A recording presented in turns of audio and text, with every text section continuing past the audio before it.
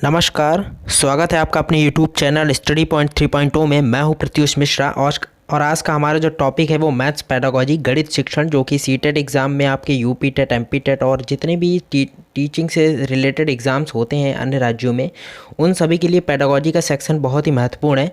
हालांकि हम यहाँ पे बात करेंगे सीटेट की, जिसमें 15 नंबर का आपका मैथ्स पेडागोजी का पोर्शन आता है और 15 नंबर जो होते हैं वो आपके सवाल होते हैं। तो पेडागोजी जो है एक 15 नंबर आपके लिए बहुत ही महत्वपूर्ण होते हैं और लगभग बहुत से स्टूडेंट्स की ये कमी रहती है कि सवाल तो सबको समझ में आ जाता है, लेकिन जो मैथ्स का थ्योरेटिकल पार्ट है वो उनकी समझ में नहीं आता और उन्हें काफ़ी इसमें समस्याओं का सामना करना पड़ता है। तो दोस्तों, इसीलिए अब आपको बिल्कुल इंट्रोडक्शन से लेकर हम बिल्कुल लास्ट तक मैथ्स पेडागोजी का पूरा सिलेबस जो है वो कवर कराएंगे। आज ये हमारा मैथ्स पेडागोजी का लेक्चर 1 है और अगर आपने अभी तक हमारे यूट्यूब चैनल को सब्सक्राइब ना किया है तो दोस्तों हमारे यूट्यूब चैनल को सब्सक्राइब कर लीजिएगा, क्योंकि मैथ्स पेडागोजी की आपको डेली क्लासेस यहाँ से मिलने वाली हैं। आज हम सबसे पहले इस पोर्शन को शुरू करने से पहले देखेंगे इसका जो सिलेबस क्या है और हमें मैथ्स पेडागोजी के अंतर्गत, गणित शिक्षण के अंतर्गत किस चीज़ को पढ़ना है। सबसे पहले हमारा है कि गणित की प्रकृति क्या है, नेचर ऑफ मैथमेटिक्स। भाई, गणित जो है वह गणनाओं का एक विज्ञान कहा जाता है गणित को, और इसकी प्रकृति क्या है इसको भी हम जानेंगे। उसके बाद दूसरा आता है हमारा गणित की भाषा क्या है, लैंग्वेज ऑफ मैथमेटिक्स को पढ़ेंगे। फिर हम पढ़ेंगे गणित का पाठ्यक्रम में क्या स्थान रखता है, place of mathematics in curriculum, इसको भी हम पढ़ेंगे। सामुदायिक गणित, गणित में मूल्यांकन क्या है, community mathematics, evolution in mathematics, शिक्षण की समस्याएं, गणित के शिक्षण में क्या समस्याएं आती हैं, क्योंकि पेडागोजी के अंतर्गत हम वही पढ़ेंगे कि हम एक शिक्षक को किस तरीके से जो है वो विद्यार्थियों को गणित पढ़ाना चाहिए।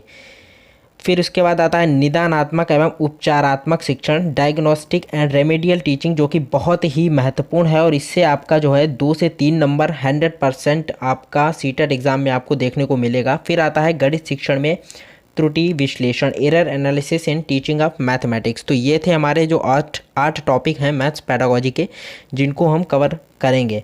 तो दोस्तों, आप भी नोट्स बनाते चलिएगा, ये हैंड रिटन नोट्स के माध्यम से मैं आपको बताऊंगा, और जब ये सारे मैथ्स पेडागोजी आपकी बिल्कुल कंप्लीट हो जाएगी तो लास्ट में आप बिल्कुल बेफिक्र रहिएगा, आपको इसका PDF उपलब्ध करा दिया जाएगा। तो ये 8 टॉपिक हम पढ़ेंगे, लेकिन आज का जो हमारा टॉपिक रहेगा वो हमारा रहेगा गणित की प्रकृति और शिक्षण की समस्याएं। पहला और छठा इसको हम एक साथ देखेंगे। लेक्चर्स होंगे इसमें काफ़ी और सारे लेक्चर्स आपको कराए जाएंगे। तो गणित की प्रकृति और शिक्षण की समस्याओं को लेकर आज का हमारा पहला टॉपिक रहेगा। आ जाते हैं अपने पहले टॉपिक के साथ हम लोग। पहला टॉपिक है गणित की प्रकृति एवं शिक्षण की समस्याएं। जी हाँ दोस्तों, गणित की प्रकृति, नेचर ऑफ मैथमेटिक्स। तो जब गणित की प्रकृति के बारे में जब हम पढ़ते हैं तो हमारे मन में प्रश्न बनता है कि गणित क्या है, व्हाट इज़ मैथमेटिक्स। फिर होता है कि गणित शिक्षण का मुख्य उद्देश्य क्या है। ये सब चीज़ें जो हैं आपसे ऐसे नहीं पूछेगा, किस तरीके से प्रश्न जो है वो आपके एग्ज़ाम में आएंगे उसको भी मैं कराता चलूँगा साथ साथ में, ताकि आप लोगों को किसी भी प्रकार की कोई दिक्कत ना हो। फिर होती है कि गणित की प्रकृति क्या है, गणित की भाषा क्या है, what is the language of mathematics. फिर है गणित में सोच क्या है, यहाँ पे की हो गया है, यहाँ पे में होना चाहिए, गणित में सोच क्या है। फिर है गणित कैसे पढ़ाया जाए, एक शिक्षक को जो है वो गणित कैसे पढ़ानी चाहिए बच्चों को, क्योंकि ये बहुत ही ऐसा सब्जेक्ट है, बहुत ही ईजी है और लेकिन लोगों को ये कठिन लगता है। उसका कारण है कि आपके जो शिक्षक हैं वो आपको सही तरीके से गणित नहीं पढ़ाते, इसीलिए आपको कठिन लगता है, या फिर वो पढ़ाते हैं और आप उसको समझ नहीं पाते और संकोच बस उनसे प्रश्न नहीं करते, इसीलिए आपको गणित जो है वो काफ़ी कठिन लगता है। फिर है गणित शिक्षण को प्रभावित करने वाले कारक क्या हैं। इन सब पॉइंटों को हम क्लियर करते चलेंगे गणित की प्रकृति एवं शिक्षण की समस्याओं के अंतर्गत, जो कि आज का हमारा टॉपिक और लेक्चर 1 है।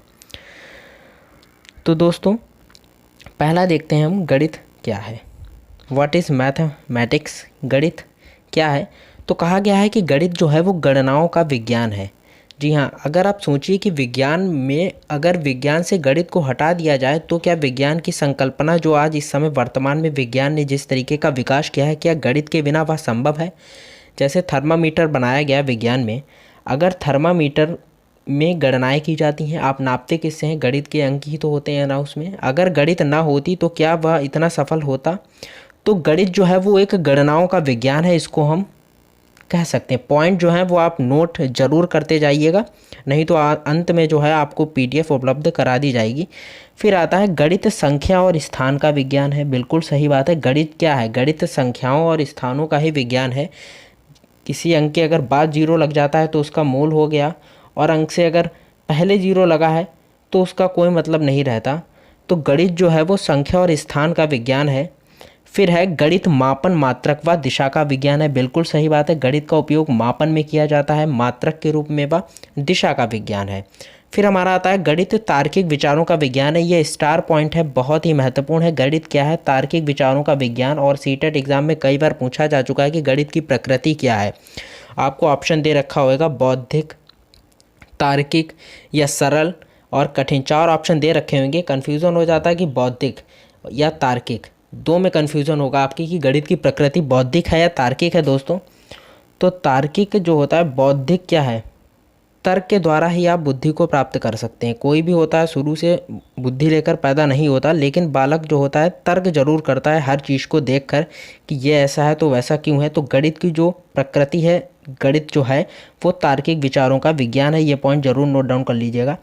फिर है हमारा गणित आगमनात्मक एवं प्रयोगात्मक विज्ञान है। गणित आगमनात्मक है और प्रयोगात्मक विज्ञान है। फिर है गणित जो है विज्ञान का क्या है? अमूर्त रूप है। गणित विज्ञान का कैसा रूप है? अमूर्त रूप है। तो ये है गणित क्या है को लेकर आपके सारे पॉइंट्स जो हैं आप वो नोट करते चलिएगा। बहुत ही महत्वपूर्ण पॉइंट्स हैं और सारे पॉइंट्स का इसका स्क्रीनशॉट भी आप ले सकते हैं। अब हम आगे बात करेंगे, लॉक ने क्या कहा है गणित को लेकर। लॉक के अनुसार क्या है? बच्चे के मन या मस्तिष्क में तर्क करने की आदत स्थापित करना ही क्या है? गणित है। बच्चे के मन या मस्तिष्क में तर्क करने की आदत स्थापित करना ही गणित है। फिर आ जाता है हमारा गणित शिक्षण का मुख्य उद्देश्य क्या है? What is the main purpose of mathematics. गणित शिक्षण का मुख्य उद्देश्य क्या है? तो गणित शिक्षण का जो मुख्य उद्देश्य है उसको लेकर आपके पास 3 प्रश्न बनते हैं। पहला, गणित शिक्षण का मुख्य उद्देश्य क्या है? फिर है प्राथमिक या संकीर्ण स्तर पर गणित शिक्षण का मुख्य उद्देश्य, और फिर है उच्च स्तर पर गणित शिक्षण का मुख्य उद्देश्य क्या है। अगर आपसे एग्जाम में पूछा जाता है गणित शिक्षण का मुख्य उद्देश्य क्या है, तो जो आप आंसर देंगे वो प्राथमिक और उच्च स्तर को बिल्कुल भी ध्यान में न रखते हुए आप गणित शिक्षण का मुख्य उद्देश्य बताएंगे। लेकिन अगर आपसे पूछा जाता है कि प्राथमिक स्तर पर गणित शिक्षण का उद्देश्य क्या है, तो आप सिर्फ जो प्राथमिक स्तर पर गणित का उद्देश्य बताया गया है NCF के द्वारा, आप सिर्फ वही बताएंगे।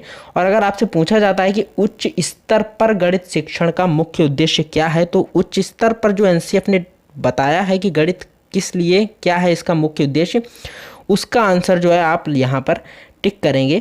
तो सबसे पहले हम है गणित शिक्षण का मुख्य उद्देश्य क्या है। अगर आपसे ये प्रश्न पूछा जाता है तो आप बताएंगे कि गणित शिक्षण का NCF 2005 के अनुसार विद्यालयी शिक्षा में गणित शिक्षण का मुख्य उद्देश्य छात्र एवं छात्राओं की सोच का गणितीयकरण करना है।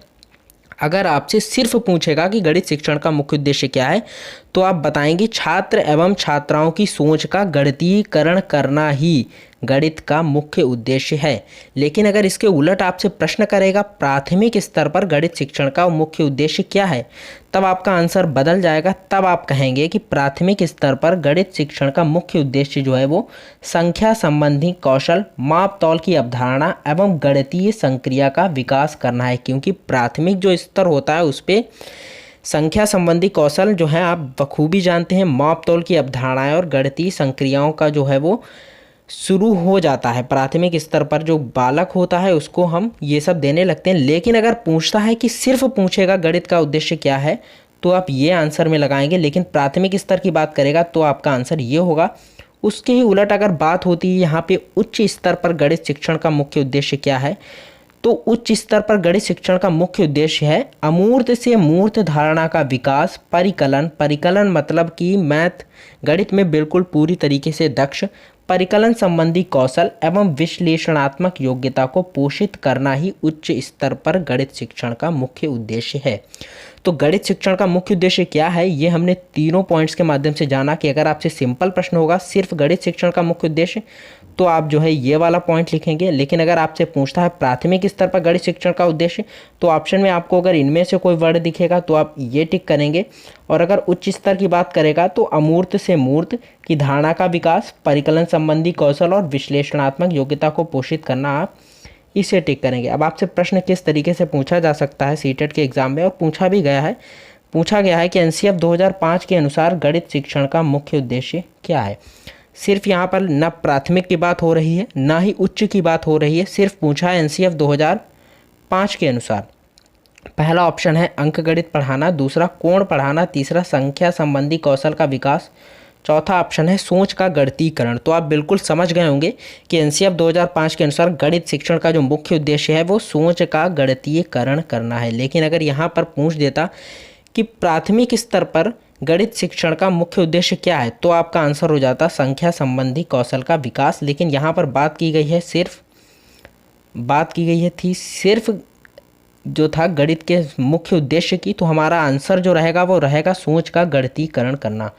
तो आज हमने इस वीडियो के माध्यम से जो था थोड़ा सा इंट्रोडक्शन देखा मैथ्स पेडागोजी का। ये लेक्चर 1 था। आपको आगे से डेली लेक्चर्स जो हैं वो मिलते रहेंगे और आपका जो मैथ्स पेडागोजी का पूरा सेक्शन है वो आपको बिल्कुल अच्छे तरीके से हैंड रिटन नोट्स के माध्यम से पढ़ाया जाएगा।